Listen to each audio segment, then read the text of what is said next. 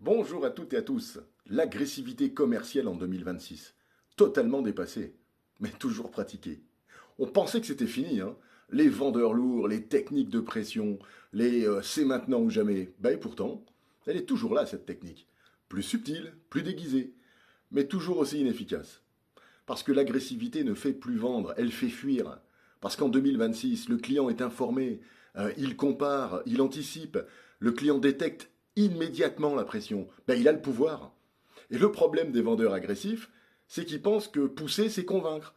Alors ils insistent trop, ils parlent trop, ils coupent la réflexion, et ils créent de la tension. Résultat, le client se ferme, se protège, et il dit non, ou carrément il disparaît. Ce que veut le client aujourd'hui, c'est pas qu'on le pousse, c'est qu'on le sécurise. Il veut comprendre, réfléchir, être accompagné et surtout décider sans pression.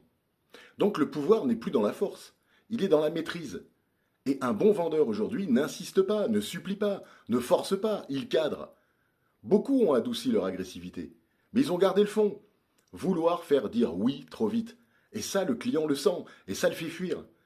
Donc la vraie puissance, ce n'est pas d'imposer une décision, c'est de la rendre évidente, par la clarté, la compréhension, la structure, la confiance.